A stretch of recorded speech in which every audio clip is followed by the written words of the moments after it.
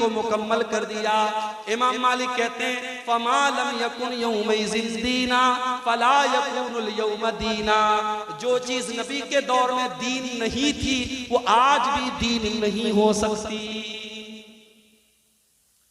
सवाल आता है, मुर्दे को दफनाया गया, दफनाने के बाद इमाम साहब खड़े होकर के दुआ कर रहे हैं और जितने मुक्तदी हैं सब आमीन आमीन कर रहे हैं।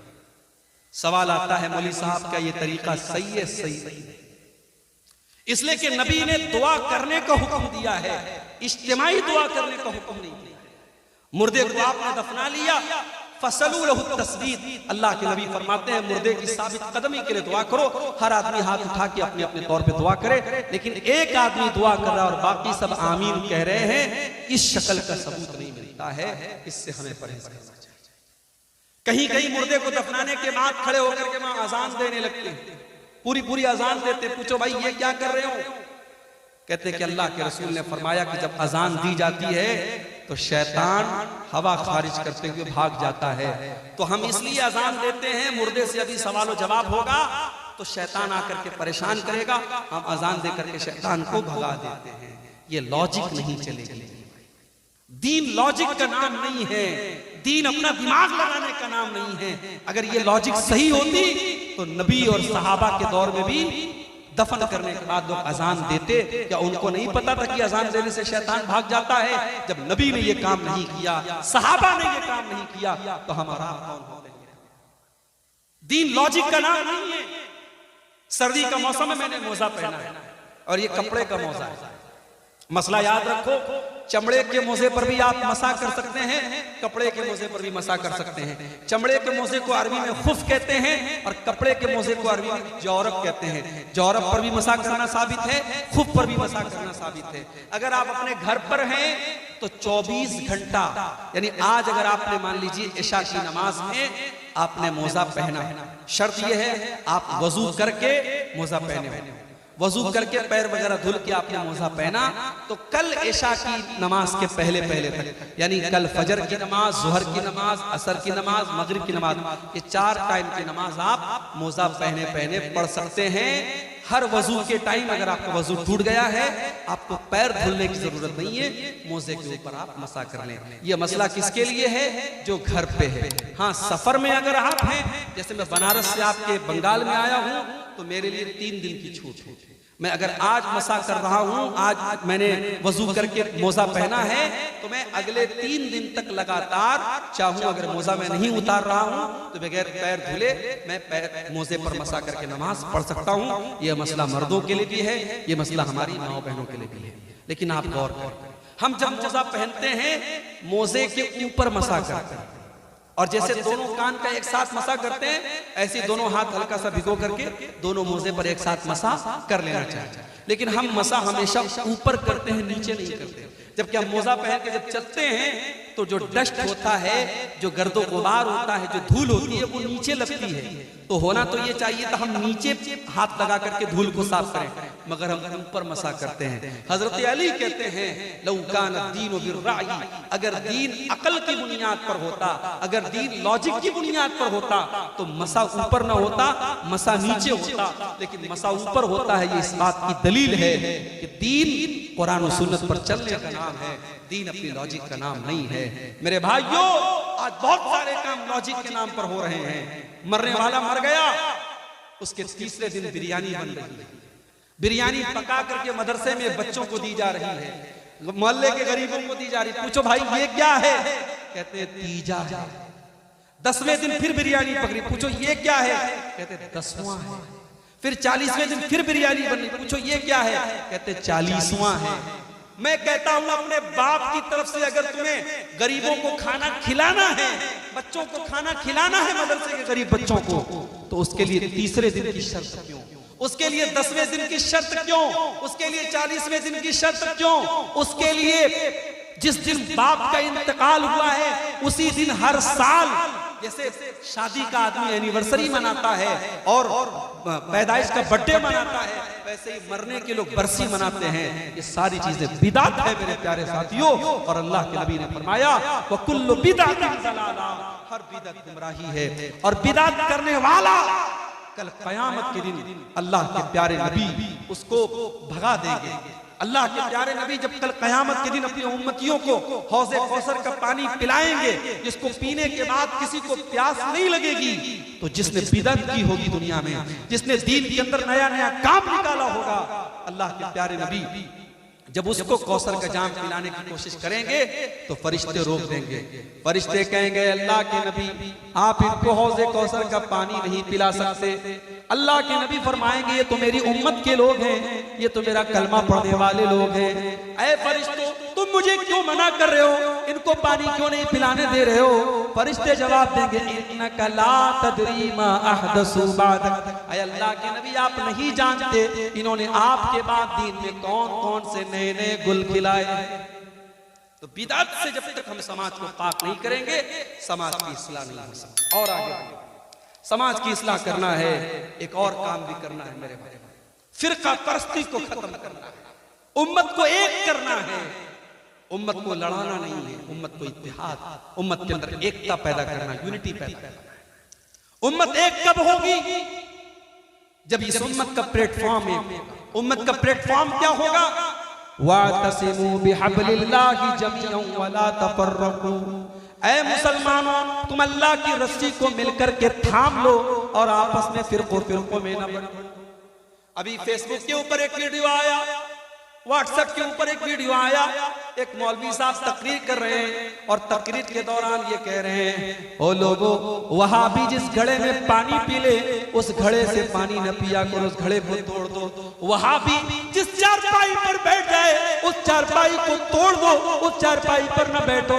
वो कहते हैं कि कुत्ता अगर तुम्हारे बर्तन में मुंह लगा दे तो कुत्ते का मुंह लगाया हुआ बर्तन तो पाक हो सकता है, मगर ये वहाबी नबी का गुस्ताख है, ये वहाबी नबी की गुस्ताखी करता है। इस वहाबी ने जिस बर्तन में मुंह लगा दिया उस बर्तन को कभी तुम हाथ नहीं लगा सकते। ओ लोगों इतनी नफरत कहां से लाते हो? ओ लोगों इतनी नफरत तुम कहां से लाते हो?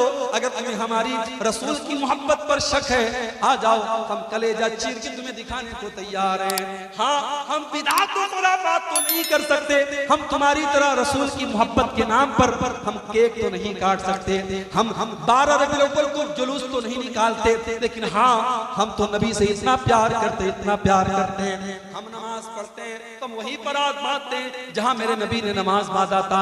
हम अत्तहियात में जब उंगली को हिलाते हैं हम वहीं पर उंगली को हरकत देते हैं जहां पर हमारे नबी ने हरकत दी थी। हम तो हर काम नबी के तरीके पर चलने की कोशिश किया करते हैं। ओ लोगों इतनी नफरत न फैलाओ, ये उम्मत पहले ही आज बहुत सारे टुकड़ों में बटी हुई है, इस उम्मत के अंदर पहले ही बहुत सारे मसाइल हैं, इस उम्मत को मजीद परेशान न करो। मेरे प्यारे साथियों आज तुम मुर्गा खा खा करके और बेहतरीन खाने खा खा करके तुम लोगों को तोड़ने का काम कर रहे हो। मेरे नबी ने तो पत्थर खा खा के लोगों को जोड़ने का काम किया था। ओ लोगों मेरे नबी ने पत्थर खा के जोड़ा था और तुम मुर्गा खा करके और तुम चिकन खा करके लोगों को तोड़ने का काम कर रहे हो। ओ लोगों मेरे नबी ने तो इस उम्मत को क्या बनाया था? आपने फरमाया अल मोमिनु लिल मोमिनि कल बुनियान यशुद्दु बाज़ुहु बाज़ा। ओ लोगों मुसलमान को मुसलमान का हमदर्द होना चाहिए, मुसलमान को मुसलमान की मदद करने वाला होना चाहिए। अल्लाह के प्यारे नबी एग्जाम्पल देते हैं, मिसाल देते हैं, कल बुनियान यशुद्दु बाज़ुहु बाज़ा। जैसे एक बिल्डिंग खड़ी होती है, एक इमारत खड़ी होती है, इमारत के अंदर हर ईंट दूसरी ईंट को ताकत देती है, हर मुसलमान दूसरे मुसलमान की ताकत बन जाए। फलस्तीन के बच्चे मरे तो कलिया तक के मुसलमान को भी दर्द हो और दुनिया के किसी खित्ते में मुसलमान का खून बहे तो भारत के मुसलमान को भी तकलीफ पहुंचे। ये होता है इस्लामी मोहब्बत और इस्लामी भाईचारा। मेरे नबी ने ये भाईचारा आपके अंदर पैदा किया था। और मेरे भाइयों इतना ही नहीं, अल्लाह के नबी ने यहां तक फरमाया मसलुल मोमिनीन फी तवादिहिम व तआतुफिहिम व तराहुमिहिम कमसलिल जसदिल वाहिद। ओ लोगों आपस में इतनी मोहब्बत किया करो, इतनी हमदर्दी किया करो, इतना प्यार किया करो जैसे इंसान का शरीर होता है, जैसे इंसान की बॉडी होती है। इज़िश्तका मिनहुल उज़्वुन तदअ लहु साइरुल जसद बिस्सारि वल हुमा। अगर बदन के अंदर कोई एक अंग भी अगर बीमार हो जाता है, सारा बदन बेचैन हो जाता है, सारा बदन बुखार में मुब्तला हो जाता है, पूरी बॉडी में फीवर हो जाता है। ओ लोगों, जिस तरीके से इंसान का शरीर एक दूसरे से कनेक्टेड है, ऐ मुसलमानों तुम एक दूसरे से कनेक्टेड हो जाओ। इसीलिए हमें सलाम सिखाया गया। दुनिया के और मजहब के लोग, हमारे हिंदू भाई जब मिलते कहते राम राम, जय श्री कृष्ण। हमारे ईसाई भाई मिलते हैं कहते हैं गुड मॉर्निंग, गुड इवनिंग। हमारे सिख भाई मिलते हैं कहते सत श्री अकाल। उनके अपने अपने नारे हैं, मगर मुसलमान जब मिलता है तो क्या कहता है? अस्सलामु अलैकुम व रहमतुल्लाहि व बरकातुहू।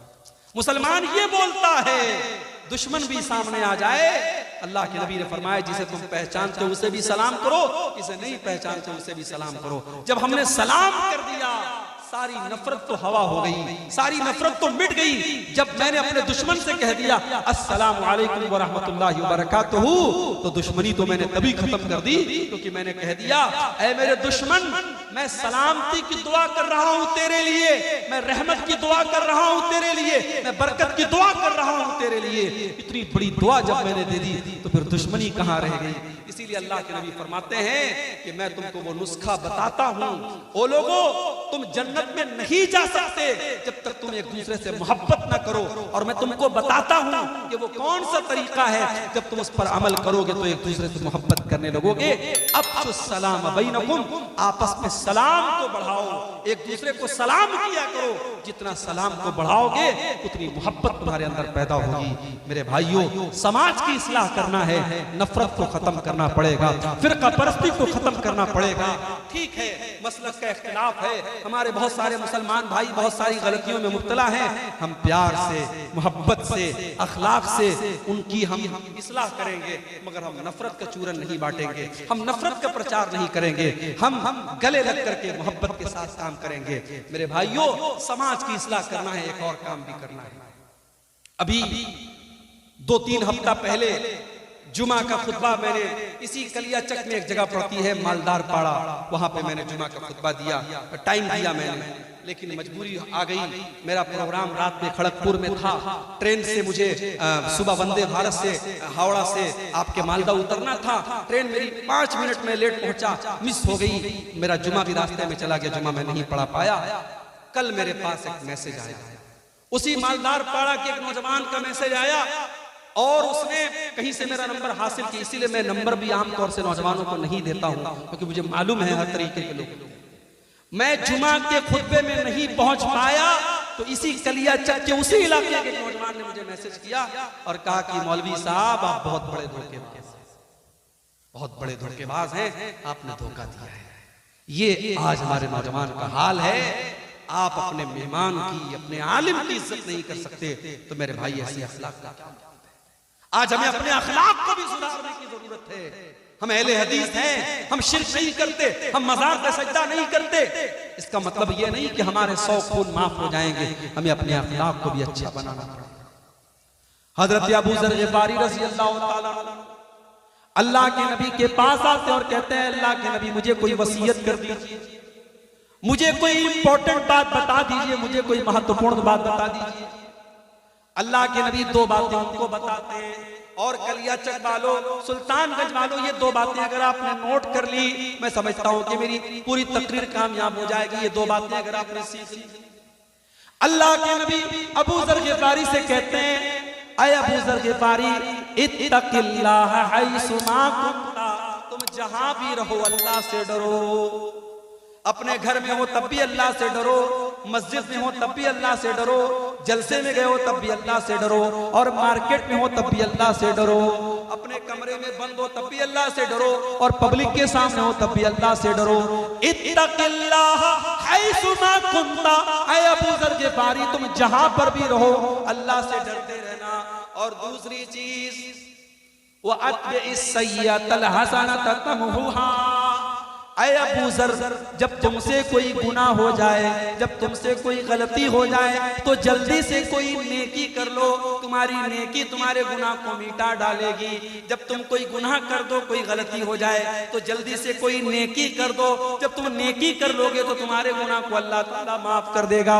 और तीसरी चीज व खालिकिन नास बिखुल्किन हसन, ऐ अबू ज़र, लोगों से अच्छे अखलाक से पेश आया करो, लोगों के साथ बुरा व्यवहार न किया करो, लोगों के साथ बदतमीजी न किया करो।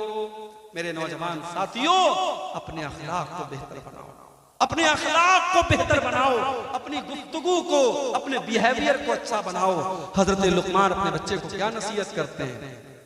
वला तुसइर खद्दक लिन्नास, ऐ मेरे बच्चे तू गाल फुला करके लोगों से न मिला कर, ऐ मेरे बच्चे तू गाल फुला करके लोगों से न मिलाकर, वला तमशी फिल अर्ज़ि मरहा, और तू जमीन में अकड़ करके न चला कर। चार पैसे कमा लिए तो अकड़ा न करो। तुम्हारे पास बड़े बड़े नेताओं से तुम्हारा ताल्लुक हो गया, तुम एमएलए साहब के साथ चलने लगे, तुम एमपी साहब के साथ चलने लगे, तुम प्रेसिडेंट के साथ चलने लगे, तुम प्रधानमंत्री के साथ चलने लगे, तुम्हारे अंदर अहंकार आ गया, तुम्हारे अंदर तकब्बुर आ गया। वला तमशी फिल अर्ज़ि मरहा, तुम जमीन में अकड़ करके न चला करो। तकब्बुर अल्लाह को पसंद नहीं। एक आदमी मार्केट में जा रहा, बहुत सारा सामान उसने लिया था, वो एक कुली को तलाश करने लगा, कोई कुली मिल जाए, कोई पोर्टर मिल जाए मेरे सामान को उठाने वाला, तो मुझे कुछ मदद मिल जाए। एक आदमी को देखा, सिंपल ड्रेस में है, समझा ये कुली का काम करता है, कहा भाई मेरा ये सामान मेरे घर तक पहुंचा। उस आदमी ने उसका सारा सामान अपने सर पे उठाया, उसके साथ जाने लगा। रास्ते में जो लोग देखते तो जो आदमी सामान उठाए हुए था उसको देख के कहते अस्सलामु अलैका या अबा अब्दुल्लाह, अस्सलामु अलैका या अबा अब्दुल्लाह, ऐ अबू अब्दुल्लाह आपका सलाम, ऐ अबू अब्दुल्लाह आपका सलाम। अब ये बेचारा परेशान था, सब लोग इसको सलाम कर रही है कौन आदमी? तो एक आदमी से पूछा कि भाई ये कौन आदमी है जिसको मैंने अपना सामान उठाने का काम किया? कहा रे तुमको पता नहीं ये कौन है? ये अल्लाह के रसूल के सहाबी सलमान फारसी हैं, और ये इस शहर के गवर्नर हैं, ये मदाइन के गवर्नर हैं। मदाइन के गवर्नर से मैं कुली का काम करवा रहा हूं? कहा रे हजरत माफ कीजिए, मैंने पहचाना नहीं था, जल्दी से ये सामान उतार दीजिए। कहा नहीं नहीं, अब जब तक ये सामान तुम्हारे घर में नहीं पहुंचा दूंगा, मैं अपने सर से ये सामान नहीं उतारूंगा। उनके घर तक सलमान फारसी ने वो सामान पहुंचाया। ये सलमान फारसी का अखलाक था, ये सहाबी का अखलाक था। मेरे नौजवान साथियों, हमें और आपको अपने अखलाक का भी जायजा लेना चाहिए। कयामत के दिन अल्लाह के यहाँ जब हमारी नेकियों को तौला जाएगा, तो जैसे रोजे को तौला जाएगा, नमाज को तौला जाएगा, ज़कात को तौला जाएगा, सदका खैरात को तौला जाएगा, हमारे अखलाक को भी तौला जाएगा। और अल्लाह के नबी फरमाते हैं मा मिन शैइन यूज़अ फिल मीज़ान अस्क़ल मिन हुस्निल खुलुक़, अल्लाह के तराजू पर सबसे वजनी, सबसे वजनदार अगर कोई चीज होगी तो अखलाक होगा। मेरे भाइयों, अपने अखलाक को बेहतर, आपकी गुफ्तगू, आपकी बातचीत, आपकी टॉकिंग, आपकी भाषा, आपका वक्तव्य, वो बताता है कि आपका मैनर क्या है, आपका अखलाक क्या है। इसीलिए हजरत लुकमान अपने बच्चे से कहते हैं, ऐ मेरे बच्चे, ऊंची आवाज में लोगों से बात न किया कर। वक़्सिद फी मशीका वग़्ज़ुज़ मिन सौतिका, जब तू चला कर तो तेरी चाल भी बहुत तेज ना हो, बल्कि बीच की चाल हो। और जब तू बोला कर तो बहुत चिल्ला चिल्ला करके ना बोला कर, दरमियानी आवाज में बोला कर। इन्ना अनकरल अस्वाति लसौतुल हमीर, सबसे बुरी आवाज गधे की आवाज होती है। जानते हो गधे की आवाज सबसे बुरी क्यों होती है? क्योंकि गधे की आवाज में कोई रिदम नहीं होता है, कोई लय नहीं होती है, कोई सुर नहीं होता है, गधा बस चिल्लाता है। तो चिल्लाने वालों को अल्लाह के नबी ने पसंद नहीं किया है। मेरे भाइयों, अपने अखलाक को बेहतर बनाओ। और आगे बढ़ी, एक बहुत बड़ी बुराई हम समाज में ये भी देख रहे हैं, शादी ब्याह के अंदर बहुत सारी गैर इस्लामी चीज। इसी बंगाल के अंदर हमने देखा हल्दी की रस्म हो रही है, और हल्दी की रस्म जिस दिन हो रही है बहुत बड़ा फंक्शन हो रहा है। सारी लड़कियों ने हल्दी कलर के कपड़े पहने हुए हैं, सारे लड़कों ने हल्दी कलर के कपड़े पहने हुए हैं, पूरा खाना पीना हो रहा है। और क्या हो रहा है साहब? ये हल्दी की रस्म हो रही है। मुसलमान की शादी है, मुसलमान में भी अहले हदीस की शादी है। सीने पर हाथ बांधने वाले की शादी है, रफा यदैन करने वाले की शादी है, लेकिन हल्दी की रस्म उसके घर पे हो रही है, मंगनी की सेरेमनी और मंगनी की रस्म भी उसके घर पे हो रही है, और सोने की अंगूठी दुल्हन को भी पहनाई जा रही है और सोने की अंगूठी दूल्हे को भी पहनाई जा रही है। ओ लोगों, ये रस्में कहां से आ गई? ओ लोगों, तुमने अपने पूरे निकाह को, पूरे शादी ब्याह को आज गैर इस्लामी बना डाला, बिल्कुल हराम बना डाला। देख लो, 400 बाराती आके खा रहे हैं। बारातियों के अलग नखरे हैं। कहीं तो साहब बारात इस बात पर लौट जाती है कि बिरयानी में गोश्त नहीं मिला, इस बात पर बारात लौट गई। कहीं के ऐसा भी बाराती आए हैं, गरीब लड़की का बाप बैंक से लोन लेकर के 400 बारातियों को खाना खिला रहा है। और मुझे बताओ, कौन से इस्लाम की तालीम है, कौन से नबी की तालीम है, कौन से दीन की तालीम है? लड़की की शादी करने वाला बाप अपनी लड़की की शादी करने के लिए मजबूर है बैंक से लोन लो, उसे जहेज का इंतजाम। पक्के अहले हदीस इलाके की बात कर रहा हूं, वहां पर भी जहेज का लेन देन हो रहा है। मेरे नबी ने 4 बेटियों की शादी की, किसको जहेज दिया? सहाबा ने अपनी बेटियों की शादी में कब लोगों के सामने हाथ फैला के भीख मांगी और कर्जा लेकर अपनी बेटियों की शादी की? आपने बेटियों को बोझ बनाया है। और यही वजह है हमारे मुल्क में, हमारे भारत में हर साल लाखों बच्चियां मां के पेट में मार दी जाती हैं, क्योंकि उनका गरीब बाप नहीं चाहता है कि मेरे घर में एक और बेटी आए और मुझे फिर अपनी बेटी के लिए कर्जा लेना पड़े। बेटियों को बाप मां के पेट में मरवा देता है। अपने शादी ब्याह के सिस्टम को आसान करो। समाज बहुत दूसरे तरीके पर जा रहा है। मैं कहीं कहीं जाता हूं, मुझसे नौजवान कहते हैं मौलवी साहब कोई नसीहत कर दीजिए, कोई कीमती बात बता दीजिए। मैं एक ही कीमती बात बताता हूं, शादी के काबिल हो गए वो शादी। उनके गार्जियन से कहता हूं, लड़कियों के बाप से कहता हूं, लड़के तो फिर भी कह देते हैं घर में मेरी शादी करा दो। लड़कियां बेचारी शर्माती है, वो नहीं कह सकती। लड़की 25 साल की हो गई, 28 साल की हो गई, 30 साल की हो गई, तुम शादी नहीं करा रहे, क्यों नहीं करा रहे? अरे मौलवी साहब क्या बताएं, हमारे बराबर का रिश्ता नहीं। अपनी शर्तों को थोड़ा डाउन कर दो, अपनी शर्तों को थोड़ा कम कर दो, अपनी बच्चियों की, अपने बच्चों की सही टाइम पर नहीं कराओगे। होटल्स खुले हैं, जिना के अड्डे खुले हैं, और अभी रिपोर्ट आई है, एक होटल कंपनी है जो पूरे भारत में जिसके होटलों में जिनाकारी होती है, उस होटल की कंपनी का सर्वे आया है, पूरे भारत में उस होटल को सबसे ज्यादा हैदराबाद शहर में यूज किया जाता है, और हैदराबाद में भी सबसे ज्यादा मुस्लिम इलाकों में यूज हो रहा है। आज आपकी मुसलमान लड़कियां इस रास्ते पर जा रही हैं। कर्नाटक की हवेली से अभी एक न्यूज आई, 26 साल की मुसलमान लड़की 40 साल के गैर मुस्लिम रिक्शा ड्राइवर के साथ होटल के कमरे में पाई गई, बदकारी करते हुए पाई गई। ये हालात आपकी कौम के हैं। हमारे उत्तर प्रदेश के बरेली शहर में 8 साल तक मदरसे में पढ़ने वाली लड़की आज गैर मुस्लिम के साथ अपने घर को, अपने बाप को, अपने परिवार को छोड़ के जाती है और गैर मुस्लिम के साथ शादी करती है और उसके मजहब में दाखिल हो जाती है, इस्लाम को छोड़ देती है। आपने क्या किया? आपके इसी बंगाल में मैं देखता हूं जलसा हो रहा है, आपने औरतों का इंतजाम किया है, बहुत अच्छी बात, लेकिन आपके यहाँ जुमा की नमाज होती है मस्जिद में, जामा मस्जिद में। मैंने पूछा 10 मस्जिदों के बारे में, मैंने पूछा तो 10 मस्जिदों में से 3 मस्जिदों वालों ने कहा हमारे यहाँ औरतों का इंतजाम है, 7 मस्जिद वालों ने कहा हमारे यहाँ कोई इंतजाम। क्यों इंतजाम? क्या आपके पास पैसे की कमी है? नहीं, बहुत पैसा है। आपकी शादियां बताती हैं बहुत पैसा है आपके पास, आपकी फजूल खर्ची बताती है बहुत पैसा है आपके पास, शादी ब्याह के मौके पर आपके लाखों के खर्च बताते बहुत पैसे हैं आपके पास। अगर बचाना चाहते हो अपनी कौम की बच्चियों को, अपनी महिलाओं को, अपनी बेटियों को, मेरी बात लिख लो, हर जुमा जहां आप मस्जिद में जुमा का इंतजाम करते हैं वहां लेडीज का अरेंजमेंट कंपलसरी, मैंडेटरी होना चाहिए, जरूरी होना चाहिए। आप औरतों का इंतजाम कीजिए और घर की तमाम औरतों को जुमा की नमाज में लेके जाइए। सास भी जाए, बहू भी जाए, बेटी भी जाए, माँ भी जाए।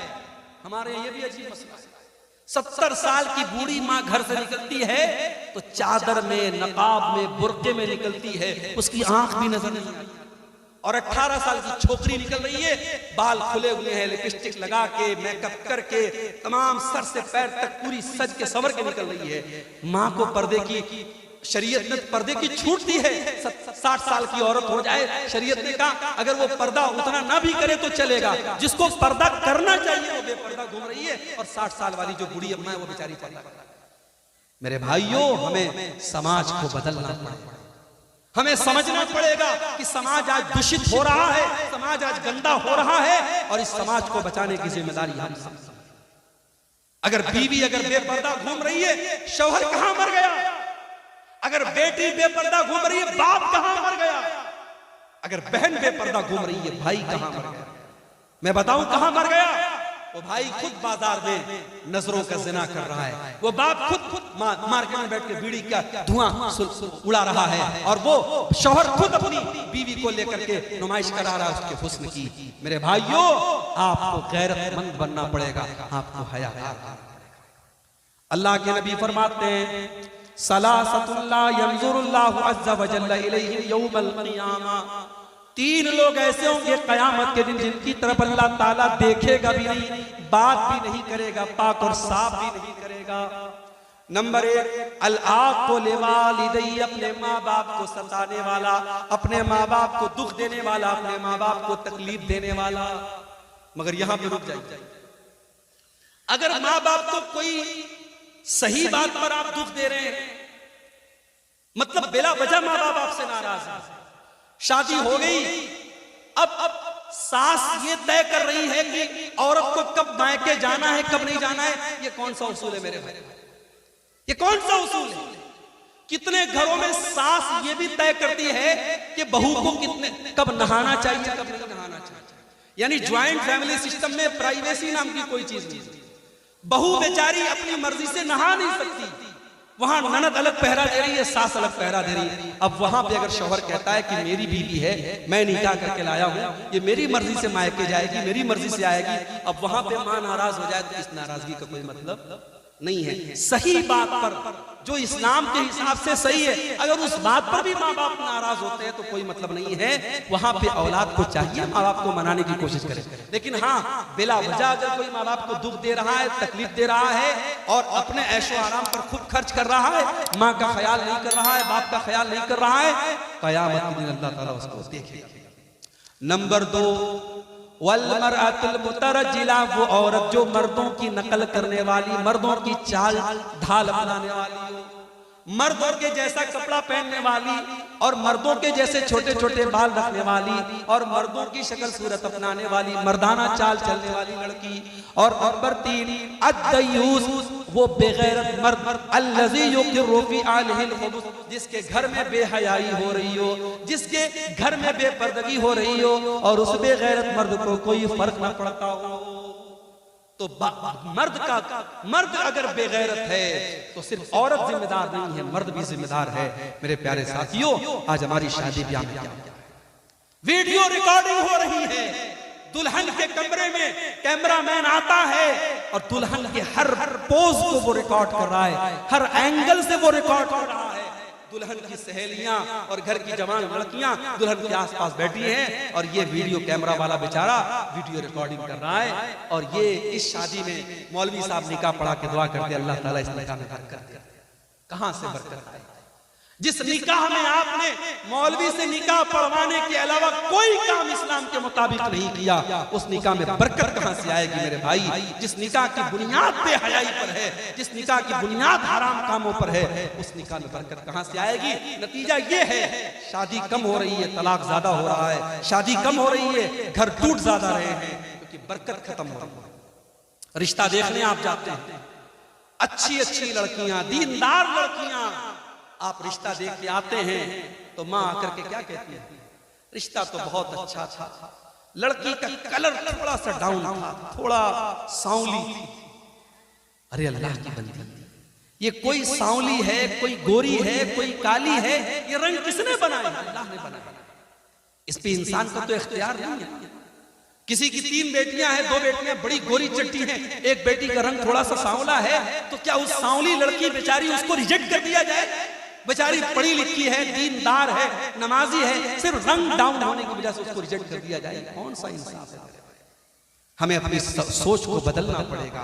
उन गरीब बच्चियों को आज दीनदारी के बावजूद रिजेक्ट किया जाता है।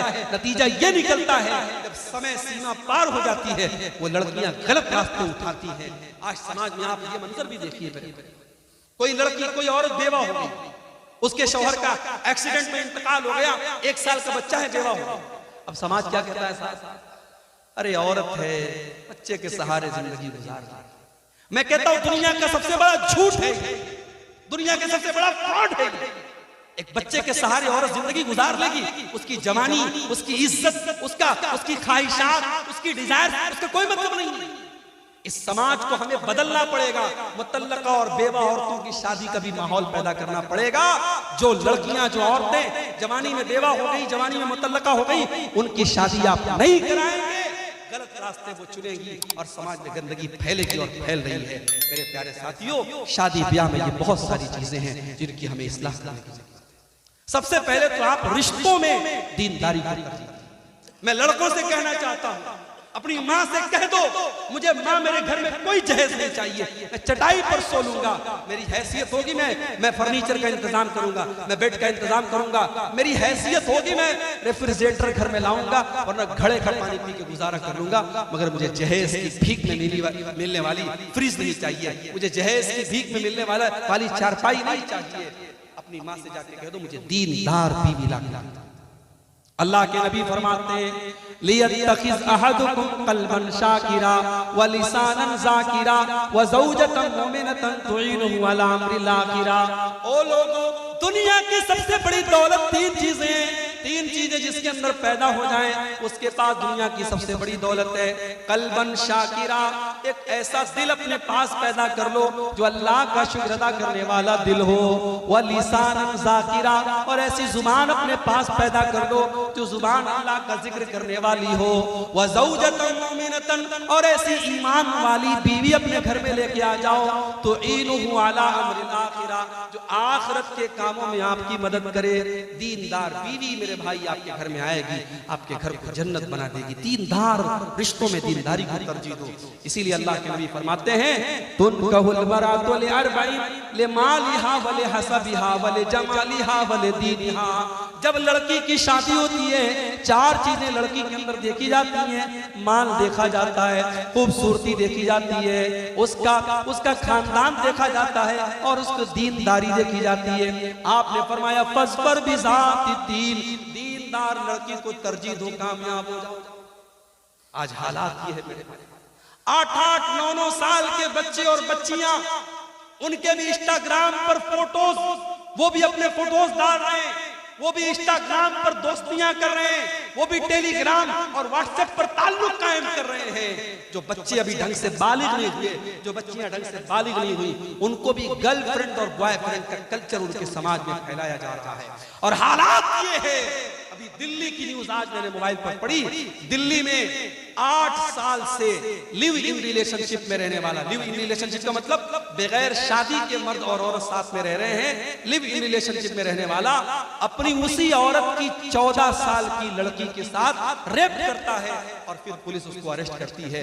हालात ये हैं, बाप बेटी का रिश्ता भी तार तार हो रहा है, भाई बहन का रिश्ता भी तार तार हो रहा है। मेरे भाइयों, अब धीरे धीरे दुनिया महसूस कर रही है, दुनिया महसूस कर रही है समाज को इस गंदगी से बचाना है तो इस्लाम के दामन में आना पड़ेगा। इस्लाम ने हमें जिना के दरवाजों से रोका है, जिना के चोर दरवाजों से इस्लाम ने रोका है। इस्लाम कहता है लड़का लड़की बालिग हो जाए, 12-10 साल का लड़का हो गया, 10 साल की लड़की होगी, बिस्तर अलग कर दो। 10 साल का लड़का लड़की हो गया, बिस्तर अलग कर दो। लड़की को मेंसेस आने लगे, लड़की बालिग हो गई, जवान हो गई, घर से निकले तो पर्दे में निकले। जवान लड़की को किसी गैर महरम के साथ तन्हा मत रहने दो, अकेला मत रहने दो। तुम्हारी खाला का लड़का, तुम्हारे मामू का लड़का, तुम्हारे काका का लड़का, तुम्हारे ताया का लड़का, ये सब तुम्हारे लिए गैर महरम है। मेरी बहनों, जिस तरीके से मोहल्ले के और गांव के लड़कों को अपने लिए गैर महरम समझती हो, अपनी खाला के, अपने ताया के, अपने मामू के, अपने चाचा के लड़कों को भी गैर महरम समझो। मेरी बहनों, आपका देवर आपका भाई नहीं है, आपके शौहर का भाई है। भाभी अगर देवर को हंसी मजाक में ज्यादा छूट देगी, अगर भाभी देवर से ज्यादा फ्रैंक होगी और देवर भाभी के बीच की सीमाएं खत्म होगी, तो वहां पे मामलात खराब होंगे और बहुत सारे घरों में मामलात खराब हो रहे हैं। ये वेब सीरीज का दौर है, ये समाज में गंदगी को परोसने का दौर है। इस दौर में हमें और ज्यादा एहतियात की जरूरत है। बच्चियां जवान हो जाएं तो बाप अपनी बच्चियों से भी एक एहतियात करे। बच्चियों को चाहिए जब वो जवान हो जाए, बाप भी आए तो अपने दुपट्टे और अपने कपड़े का ध्यान रखें। शैतान कब किसके दिमाग को कहां फेर दे, कब किसकी नजरें खराब हो जाए, शैतान कब किस हमारे रगों में, हमारे बदन में खून की तरह शैतान दौड़ रहा है। और फितनों के इस दौर में कब किस रिश्ते में नापाकी आ जाए, मेरे भाइयों, गारंटी नहीं है। इसलिए बड़ी एहतियात की जरूरत है और महरम गैर महरम का फर्क अपने जवान होते बच्चों को बताने की जरूरत है। और आगे बढ़िए, एक दो चीजें और बयान करके बाद खत्म कर रहा हूं। हमारे समाज में अगर इस्लाह करनी है समाज की, एक और चीज हम देख रहे हैं, हमारे नौजवानों का बिगाड़। हमारे नौजवानों के अंदर पाई जाने वाली मुख्तलिफ बुराइयां। हमारा नौजवान आज नशे में मुब्तला है। हमारा नौजवान आज रातों में 2-2, 3-3 बजे तक नाजायज बातचीत में लगा हुआ है। हमारा नौजवान आज गुंडागर्दी और क्राइम के कामों में लग रहा है।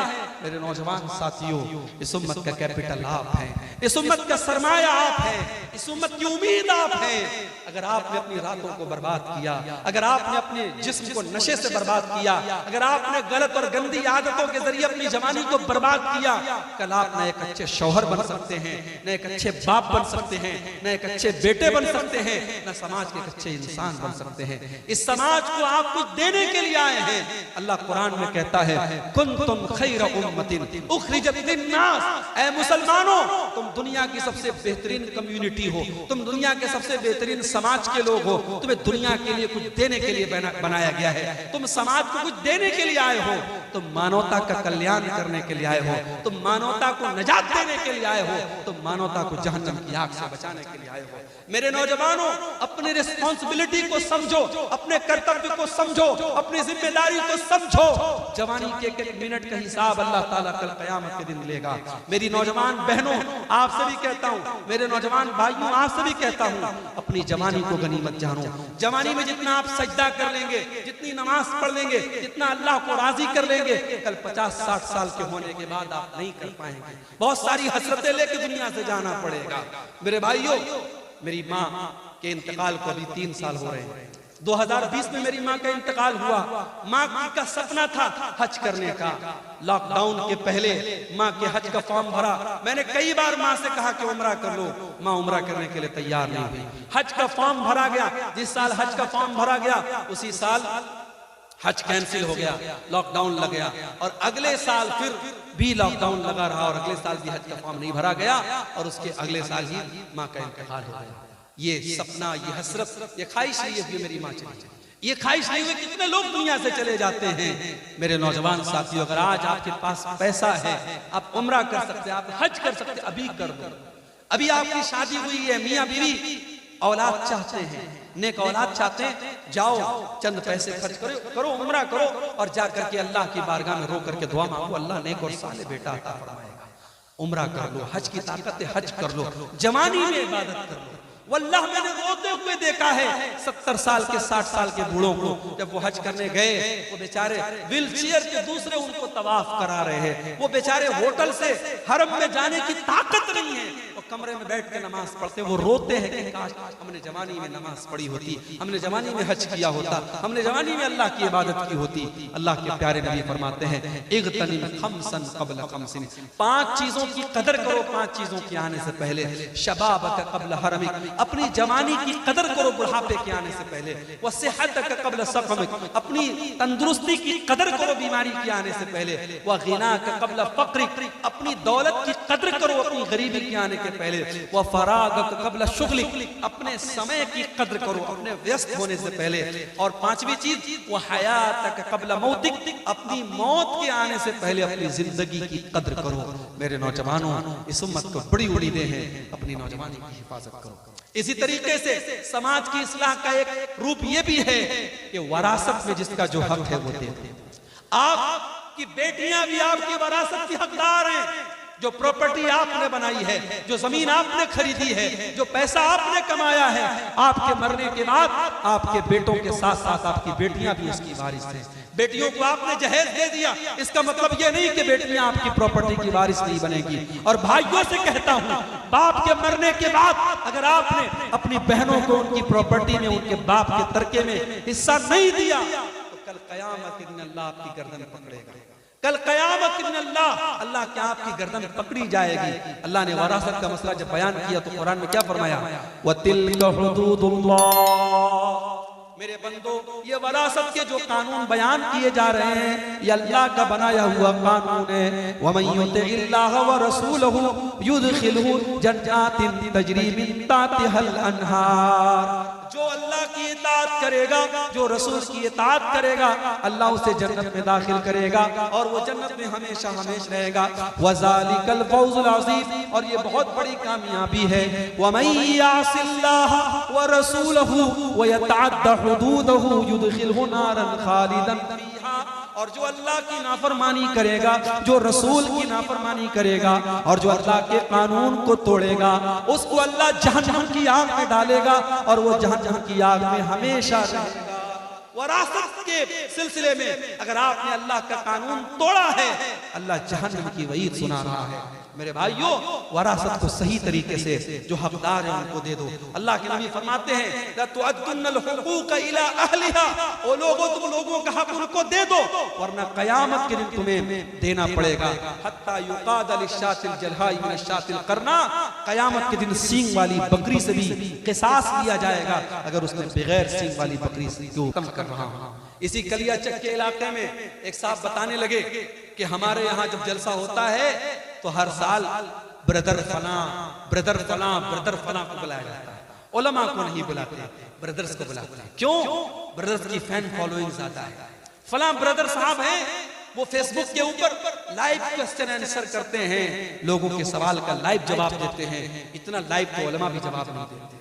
मेरे भाई, उलमा की जगह ब्रदर्स नहीं ले सकते।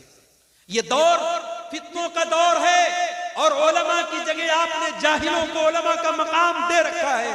आपके बड़े बड़े स्टेज पर आज जाहिलों को, जिनको अरबी जुबान नहीं आती, जिनको कुरान पढ़ना नहीं आता, उनको आपने उलमा का मकाम दे दिया है। और उलमा के साथ आपने क्या सलूक किया? उलमा के साथ आपने यही सलूक किया कि जितना आपके बच्चे की पॉकेट मनी का खर्च है उतना आपके मौलवी साहब की तनख्वाह है। आपके बेंगलोर में सड़क पर सफाई करने वाला और झाड़ू देने वाला, वो भंगी, वो सफाई कर्मचारी, उसकी सैलरी आज 18,000 है तो वो लोग स्ट्राइक कर रहे हैं कि हमारी सैलरी 30 से 35,000 की जाए। और यहाँ हमारे मस्जिद में 5 टाइम की नमाज